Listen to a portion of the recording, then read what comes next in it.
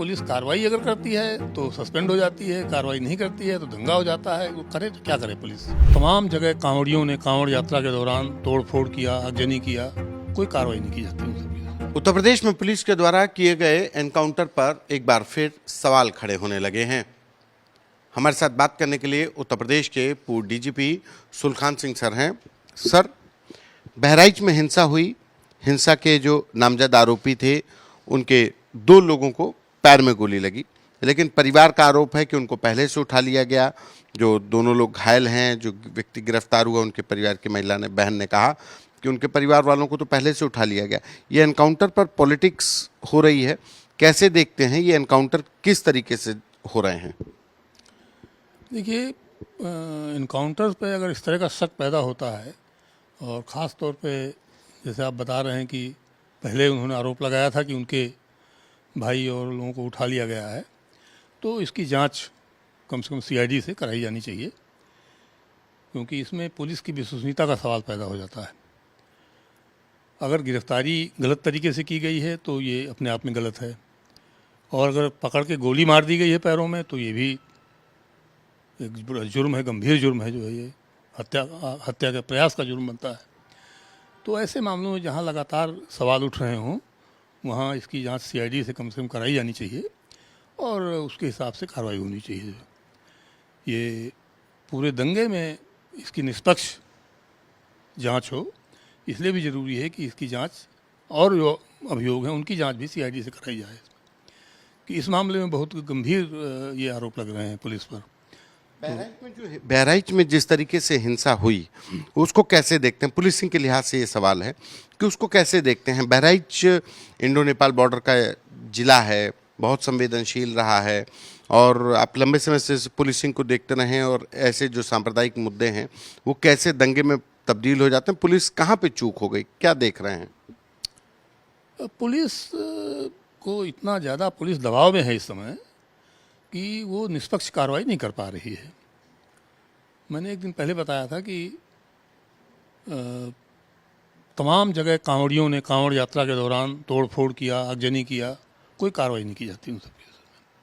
अभी अखबार में मैंने पढ़ा कल परसों, कौशाम्बी में इसी तरह से जुलूस निकाल रहे थे लोग, और उसमें मुसलमानों के घरों पे रंग वगैरह डाला, उसका वीडियो कोई बना रहा था मुसलमान लड़का, उसका मोबाइल छीन लिया इन लोगों ने, उस पर झगड़ा हो गया। पुलिस ने कुछ कार्रवाई थोड़ा बहुत जो भी किया हो, उसमें इंस्पेक्टर और पुलिस का चौकी इंचार्ज सस्पेंड हो गया। तो अगर कोई भी पुलिस कार्रवाई करती है तो सस्पेंड हो जाएंगे, नहीं कार्रवाई करती है तो बहराइच जैसे कांड हो जाएंगे। तो पुलिस क्या करे क्या ना करे, ये बड़ा एक अजीब सा माहौल हो गया है। इस पर सरकार को गंभीरता से चिंतन करना चाहिए। कानून व्यवस्था तो उत्तर प्रदेश सरकार कहती है कि हमारी उपलब्धि है, अपराधियों को हमने भगा दिया, अपराध कम कर लिया, और पुलिस को फ्री हैंड दे रखा है, अपराधी गोली चलाएगा तो हमारी पुलिस भी गोली चला रही है। अब मैं इस तरह की जनरल चीज़ों पे नहीं जाता हूँ। ये जो दंगा वहाँ हुआ है, ये लोग वहाँ नीचे से खड़े होकर लोग उकसा रहे थे, उनके यहाँ शोरूम पे लूट का प्रयास हो रहा था, घर पे चढ़ करके झंडा तोड़ दिया, झंडा तोड़ उखाड़ लिया, रेलिंग तोड़ दिया। तो ये लूट और क्रिमिनल ट्रेसपास का मुकदमा है, तो ये बड़ा गंभीर मामला है, इस पर भी कार्रवाई होनी चाहिए थी जो है। और ये भी देखा जाना चाहिए कि कौन आदमी नीचे से खड़े होकर आवाज़ दे के उनको उकसा रहे हैं। ये वीडियो सार्वजनिक रूप से चल रहे हैं, तो ये भी जांच में देखा जाना चाहिए। इसीलिए मैं कहना हूँ कि इसकी जांच सीआईडी से कराई जानी चाहिए, क्योंकि स्थानीय पुलिस अब इसमें पार्टी बन चुकी है, वो ठीक से इम्पार्शियल तफ्तीश नहीं कर सकती इसमें जो है। पुलिस फेल हुई बहराइच में?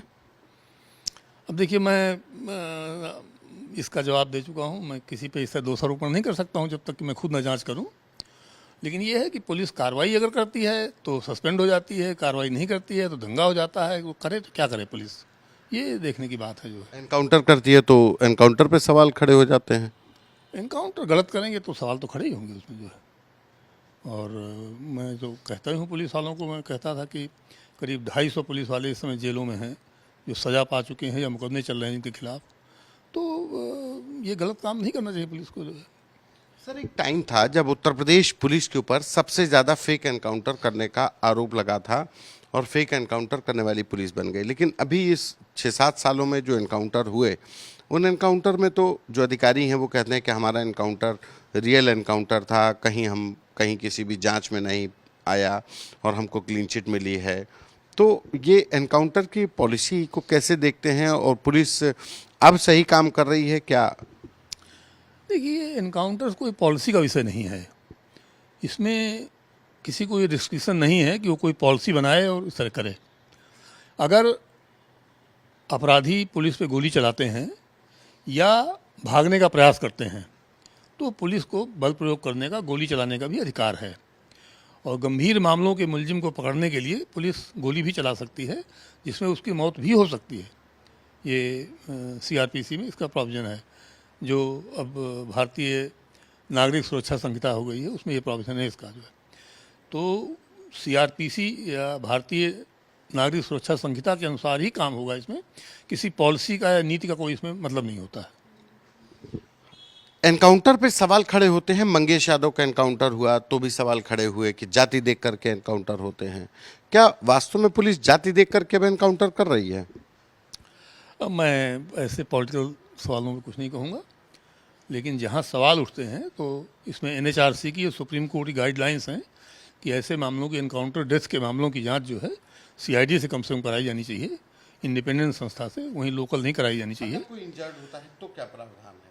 इंजर्ड होता है और शक शुबा उसमें पैदा होता है, कोई आरोप लगता है इस बात का, तो भी उसकी जांच CID से कराई जानी चाहिए।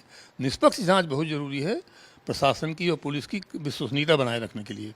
पुलिसिंग जो है विश्वसनीयता का विषय है। ये आपके कथन का या मेरे कथन का इसमें कोई महत्व नहीं होता है। धन्यवाद। ये उत्तर प्रदेश के पूर्व DGP सुलखान सिंह, जिनका कहना है कि पुलिस दबाव में काम कर रही है। पुलिस की कार्यप्रणाली पर अगर सवाल उठ रहे हैं तो ये उसकी विश्वसनीयता पर भी सवाल खड़े करता है। कैमरा पर्सन रोहित के साथ संतोष कुमार, आज तक।